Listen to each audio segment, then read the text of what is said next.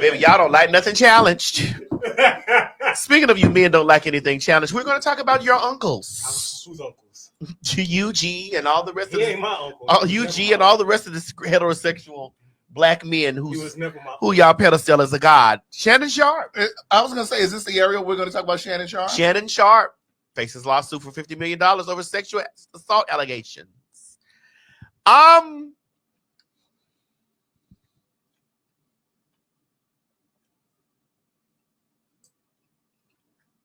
It can come down. It's not much to look at. He should have just gone and gotten in a relationship with that boy that was his stylist. I mean, and called it a day. And just called it a day. Now, I don't think I'm not calling a person homosexual. I didn't say it was homo. I'm not calling a person homosexual. I don't get into the homosexual accusations. I don't get into that, even though there is a long list that's going on out there. I mean, he might at least be that trans girls be putting out there, that long list that we're going to talk about too. But I'm not saying that a person's homosexual. What I'm saying is men should not allow their characters to be scrutinized and having the public opinion of people hold them by the balls. Personally, I think, and these are my personal opinions, I don't know Shannon Sharpe. I know I've been blocked by him. I don't even know how he found me. What he block? To block me. Well, but when he and his stylist Hollywood were together, and he was styling him immensely, and I'm not saying they were together as a couple. I was just going to say communications are partner. No, and I'm not saying they were together as a couple or a relationship, or not, because I don't know that to be true. You mean in close proximity? They were in close proximity with each other. They were working together. They were doing they were traveling together. He had Unc, in the words of G and this man Unc. Mm-hmm. He had Unc looking nice. Well, he didn't really look nice in that little too small jumpsuit. That was after. Oh, okay. That was after the termination. Mm. I personally feel that the gentleman fired the stylist off of public pressure, and this is karmatic energy that's come back. For me, you should have held your friend now, because as soon as he terminated Hollywood, he went on a tirade of proving his sexuality, like that IG live. Yeah, with what was her name? Michelle. He was supposedly fucking. Oh yeah, but come to find out, they're saying it wasn't Michelle. It was somebody else. Well, what I know to be true is that there are too many steps in order to go live on Instagram. That's not like a butt dial on the phone. No, it's correct. There are too many steps before you get to the live. I mean, are there any other critical? Mama Shell. I was like, well, did we need to know that? And where is Michelle? People were searching for her. I know it's not that one that's over there in that shoe closet, but people were searching for her for the longest, trying to figure out where is this Michelle. And so I just was like, girl. And then after that, he started being very, what's the thing?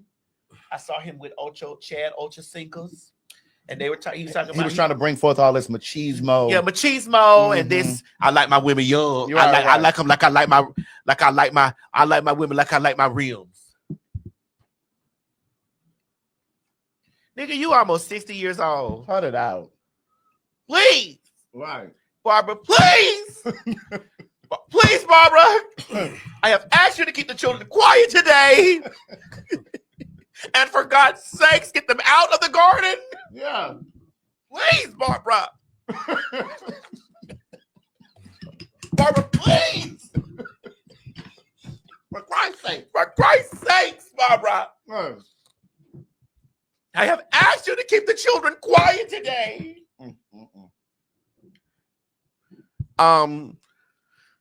They say he dates him his wage. I don't know, girl. Whatever. They said what? He dates women his wage, not his age. Well, Monique said that when she was on his podcast.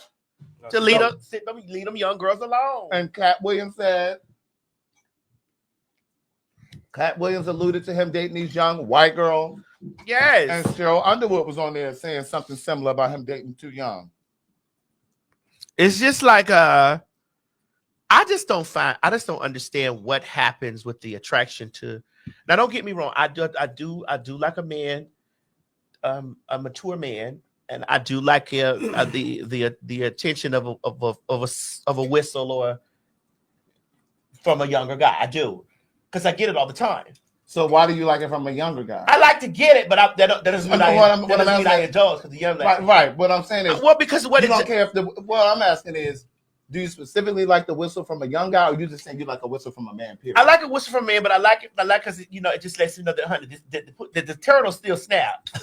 Oh, so that's why you like it from a young guy. It's the turtle still snaps, regardless of what it is. Now I get it from all ages. But you appreciate it when it's from a young guy. I mean, it's okay, right? But that don't mean I go over and I indulge. Yeah, I know what you mean. Because then it gets into the place of like what like when they start talking to you, it's just like, well, what are you gonna? Where are we musically? Well, that's kind of like what Tracy Ellis Ross said on the Well, she said she dates young. She definitely did. Mm-hmm. She said, and a lot of men her age. Tracy Ellis Ross was on Michelle Obama and her brother's Craig Robinson's podcast, and Tracy Ellis said she likes younger guys because they're a lot more evolved.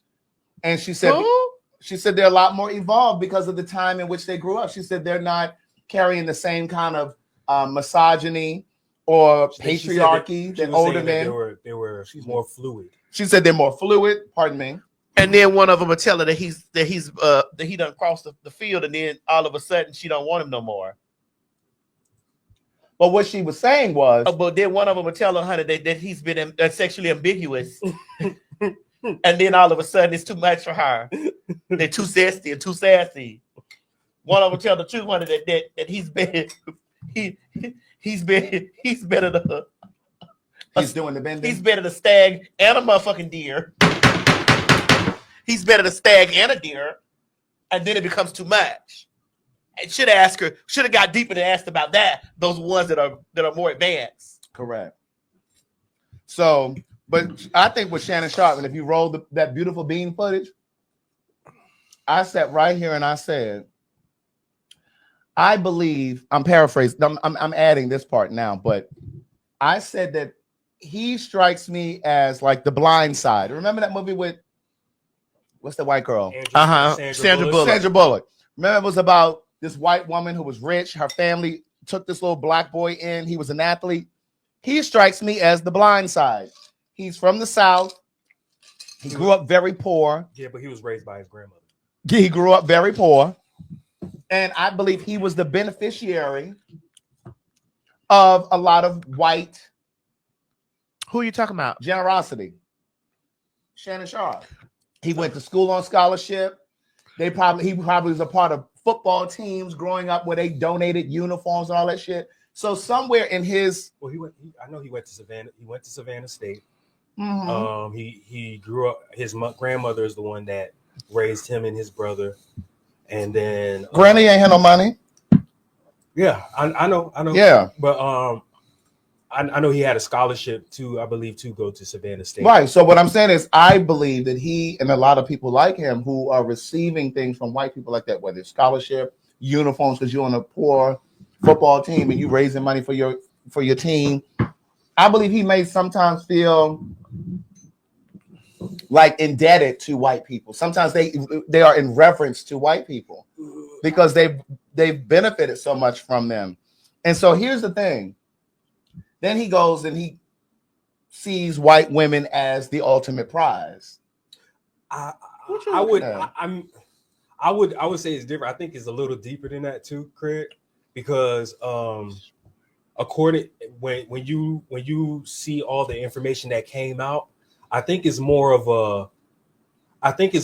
a kind of like a slave mentality type thing. That's what I'm saying. In the sense of this, because what they were saying that he was doing, the sexual activities that he was doing with that girl was, oh yeah, basically almost like she's Master's Master's daughter.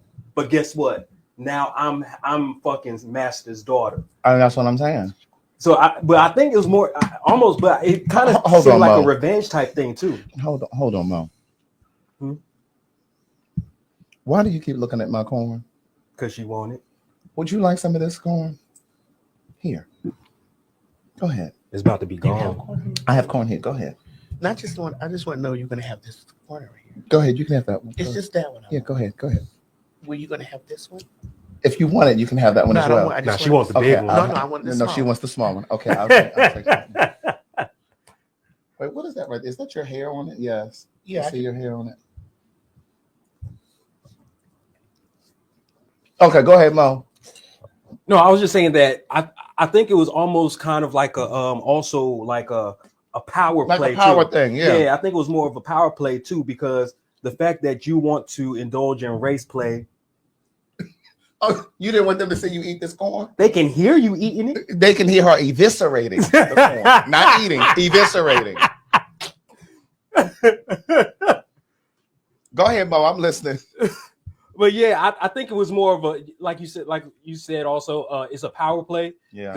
to feel like he's in control and he can Mhm. dominate over Yeah. quote unquote master's daughter, Mm-hmm. you know, and stuff like that, which there's no defending that. There's no, I mean, to be honest, I don't feel sorry for him at all, to be honest with you. I can't feel Right. sorry. I can't feel sorry for him. You're going after a 19-year-old at the time. Yeah, because what did they say? He was 54 I believe so. at the time? And she was 19 at the time. And he was doing all of this type of racial play with her. And I mean, what do you really expect? Somebody that wants to come up on money, somebody that's looking for a bag. Why not?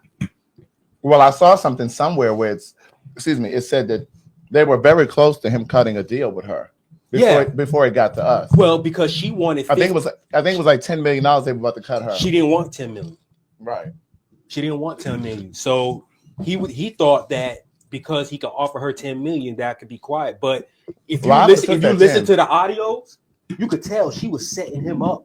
Oh, absolutely. Whole time. Absolutely. And for a man of his age to be able to fall into that type of trap shows you God forgive me. I don't want to seem like I'm bashing him or insulting him, but it kind of shows you the that he's dumb. intelligent- That he's dumb. I'm not going to say it. I'm not going to. I'll say it. That he's dumb.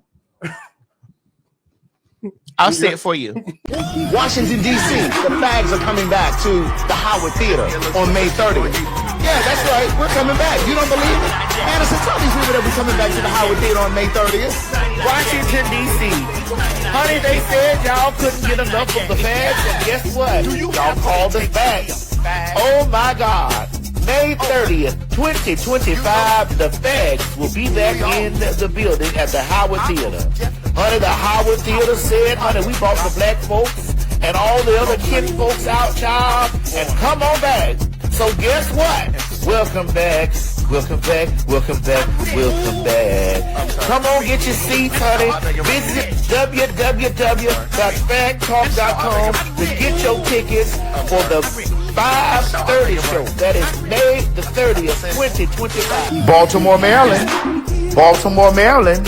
Honey, the motherfucking feds are on the way on May 25th, 2025. Yes, God, honey, we are back at the La Familia. We heard y'all were looking for the PHAGs. Well, guess what? The PHAGs are coming back, baby. That's right. May 25th. Baltimore, Maryland. My hometown, so y'all know y'all got to show out for the people. Now, girl, listen. Y'all know how packed it be. So, bitch, when by the sound of my voice, I need you to be running over there to www.fagtalk.com. Once again, by the sound of my voice, I need you to be running your ass down there to www.fagtalk.com and get your tickets for the extravaganza of foolery that we brings to Baltimore.